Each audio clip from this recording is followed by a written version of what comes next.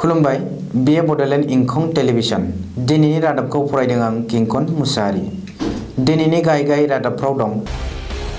Dima Hasao autonomous काउन्सिलनि गाहाय develop कार्ल'सआ खैफोदाव, मासि नागारनांनो हासिगौ।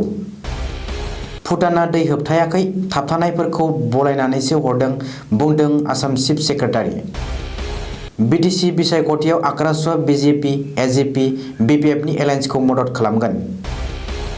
रबिबार खालिनिफ्राय 14 साननि थाखाय गुवाहाटी नोगोरमायाव आबुं लकडाउन।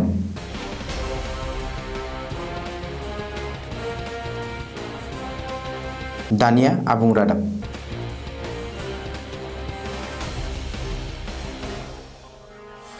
मोनसे समनि थिउरिया आफाद DHDJ नि दैदेनगिरि आरो आथिखालनि दिमा हासाव अट'नमास काउन्सिलनि गाहाय खुंगिरि आरो बिजेपि दैदेनगिरि डेभलाप कार्ल'सआ खैफोदाव। गाहाय खुंगिरिनि मासिखौ गोमानांनो हासिगौ। डेभलाप कार्ल'सआ मिथिनो मोननाय बादिब्ला दिमा हासाव अट'नमास काउन्सिलनि गाहाय डेभलाप कार्ल'सनि हेंथायै पुलिसआ हाफ्लं बिजिरसालियाव बुथारनाय आरो हादर बेरेखानि चार्जेस गथायनाय जाबाय। ओरैहाय बिजेपिनि दैदेनगिरिफ्रा सीएम मासिनिफ्रायबो डेभलाप कार्ल'सखौ बोख्लायनो हासिगौ। मख'नो गोनांदि 17 बोसोर सिगां 2007 मायथाइयावनो बै समनि गाहाय मावफुं सोद्रोमा पुरेन्दु लांथासा आरो मावफुं सोद्रोमा निन्दु लांथासामोनखौ डेभलाप कार्ल'सआ बुथारनायनि दाय फोनांनाय जादों। बबेखानि थिउरिया आफादाव थानाय समाव हिंसा आरो उदखारजों ओनसोलाव गुबुंले थासारि सोमजिहोनाय डेभलाप कार्ल'सआ हाथियार गथायनानै राजखान्थियाव जइन जादोंमोन। बिजेपिआव जइन जानायनि उनाव बिजेपि दैदेननाय रायजो सोरखारा थांनाय बोसोरथामनि गेजेराव डेभलाप कार्ल'सनि सायाव नायबिजिरनायखौ होबथानानै दोननाय जादोंमोनब्लाबो बे केसनि सायाव नायबिजिरनो गनायथि होफिनबाय।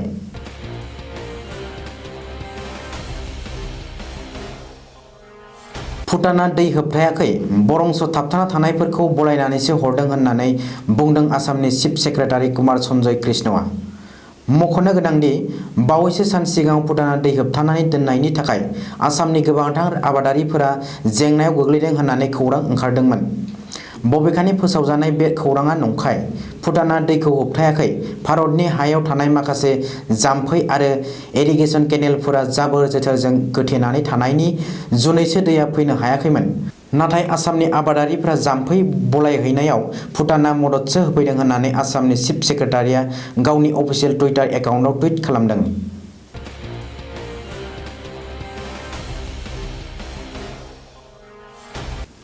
जानो गोनां बिटिसि बिसायख'थियाव आक्रासुआ बिजेपि, एजिपि, बिपिएफनि जथायारि गोहोखौ मदद खालामगोन। बिस्तिबारखालि क'क्राझाराव मोनसे खौरांगिरि मेल खुंनानै आक्रासुनि दैदेनगिरिफोरा बे बाथ्राखौ फोसावदों। मिथिनो मोननाय बादिब्ला जाय दोलोआ गावसोरनि दाबि दावाफोरखौ सुफुंनो खोथा होगोन बिसोरनोसो बिटिसि बिसायख'थियाव भट होनो आक्रासुआ थि खालामदों। बे खौरांगिरि मेलावनो आक्रासुनि बोसोनगिरि प्रदीप कुमार रायआ बुंदों दि बिजेपि, एजिपि, बिपिएफनि जथायारि सोरखारा कच राजबंसि हारिनि समाजारि रांखान्थियारि जौगाखांहोनायनि थाखाय बोखावजायै गवालपारा जिल्लायाव कमतापुर अट'नमास काउन्सिल आरो कच राजबंसि डेभेलपमेन्ट काउन्सिल दाफुंनो थि खालामदों। बेनिखायनो बिटिसि बिसायख'थियाव बिजेपि, एजिपि, बिपिएफनि जथायारि गोहोखौ आक्रासुआ मदद खालामगोन। अब्लाबो आक्रासुनि आलादा कमतापुर रायजो दाबिनाया गोमालांनाय नङा होननानैबो प्रदीप कुमार रायआ बुंदों। मख'नो गोनांदि बे खौरांगिरि मेलाव आक्रासुनि आफादगिरि अरुण कुमार राय आरो गाहाय नेहाथारि गकुल बर्मनआबो दंमोन।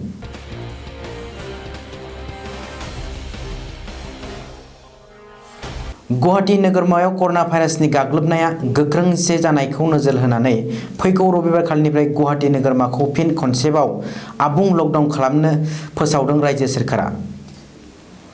आसामनि सावस्रि मन्थ्रि डक्टर हिमन्त बिश्व शर्माया दिनै खौरांगिरिफोरनि सिगाङाव बे बाथ्राखौ फोरमायथिदों। सावस्रि मन्थ्रिया फोरमायथिनाय बादिब्ला गुवाहाटी नोगोरमायाव रबिबार खालिनिफ्राय 14 साननि थाखाय खनसेबाव आबुं लकडाउन खालामनाय जागोन। ओरैहाय कर'ना भाइरासनि थाखाय रायजोनि गासैबो जिल्लायावनो दिनै मोनाबिलिनि 1 रिंगानिफ्राय कर्फ्यू फोसावनाय जादों होननानैबो मन्थ्रिया बुंदों। मख'नो गोनांदि हिमन्त बिश्व शर्मानि सिगांनो रायजोआरि सावस्रि मन्थ्रि बिजय हाज'रिकाया गुवाहाटी नोगोरमायाव आबुं बन्द जागोन होननानै बुंदोंमोन। बबेखानि बे समाव गुवाहाटी नोगोरमायाव रैखाथि गैया। रावबो गुवाहाटीयाव थांनो नाङा आरो गुवाहाटीनि थागिरिफोराबो बाहेराव ओंखारनाङा होननानै बिजय हाज'रिकाया खावलायदोंमोन।